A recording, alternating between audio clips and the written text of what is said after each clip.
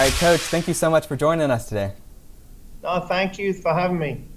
So I wanted to talk with you about this season, but I thought we might start talking about last season, the first NCAA men's soccer title in program history at Stanford. It's also your second title. You've won a D2 and a D1.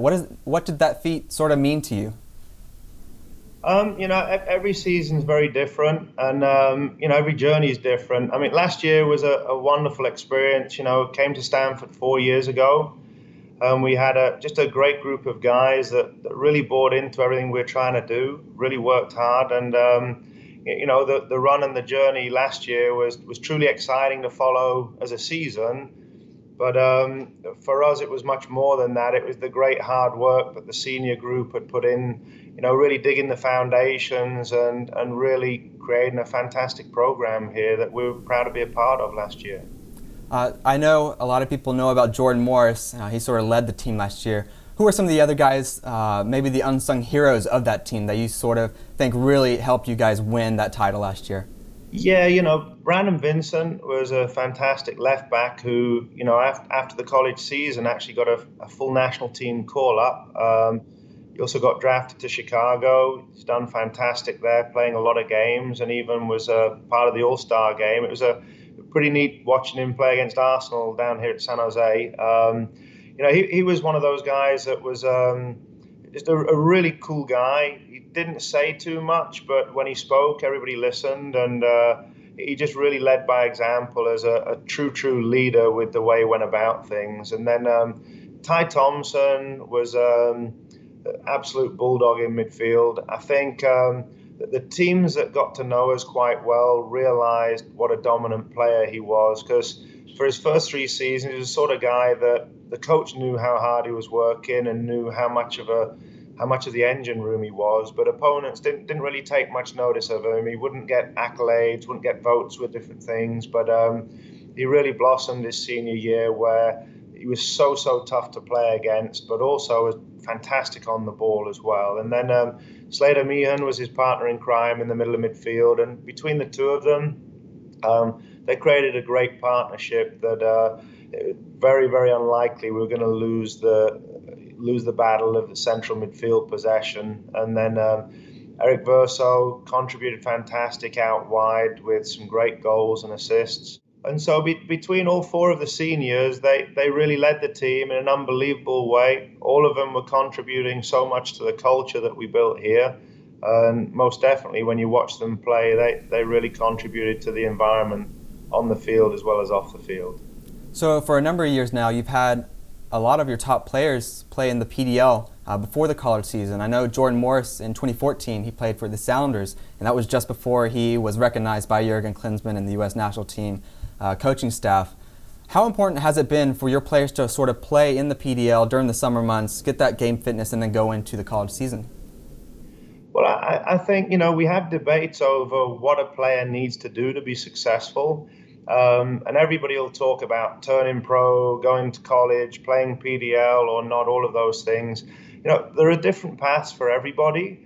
I think that the most important thing is that people are working hard no matter what environment they're in. And some of the guys that have played in the PDL have really benefited from it and really got different experiences with different players, different challenges, and enjoyed playing through the summer. But it's on them to make the most of it, because no coach, no team, no environment is going to make somebody better. The individual is going to make that person better if they're making the most of the opportunity. And so we've had a lot of good guys that have enjoyed playing in the summer months. And more often than not, it's really helped them work forward. So some of those players that are on your current team, Brian, Corey Baird as well, they played with Burlingame. Were you able to sort of watch some of their games this season or keep track of their progress? Yeah, we watch quite a few of the games, actually. It's close by to where I live as well, and so it's easy to just check things out. And so, it's more soccer for them. I think every coach in the world sometimes doesn't like everything other teams are doing and like other things. And so, but no, overall it was a good experience for them. The one tough thing there, they are on a pretty tight field, and so that does add a bit of extra wear and tear on the body that, probably most soccer players in the world do like to play on grass fields, but that's part of it. They created a good, positive environment there. They've done an excellent job setting up the program there, and so it was a real enjoyable experience for those guys for sure. So your non-conference schedule is out of the way now. I guess you guys are now focused on the Pac-12. Just how difficult is that conference, and what are some of the things you're trying to focus on to sort of get more wins, especially towards the end, trying to push for a NCAA tournament bid?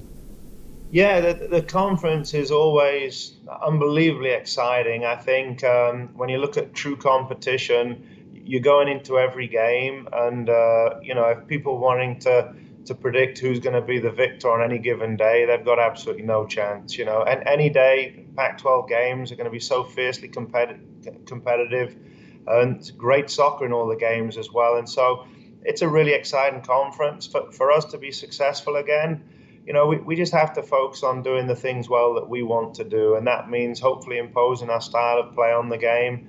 That means not only competing with the great way we compete, but also just being composed on the ball and getting to play the great soccer that we can play at times. And so, you obviously have to scout the opponents. You have to figure out what their strengths and weaknesses are. But, like most environments, do your job and do your job well. Hopefully focus on yourselves and try and do what you're best at.